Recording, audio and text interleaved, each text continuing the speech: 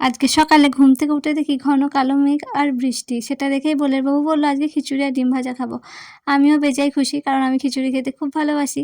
আর এদিকে বাড়িতে সব রকম সবজিও ছিল, তাই সবজি দিয়ে খিচুড়িটা বসিয়ে দিলাম। আর খিচুড়ির সাথে আমার আবার একটুখানি সয়াবিন দিতে খুব ভালো লাগে। কিন্তু ও সেরকম খেতে চায় না।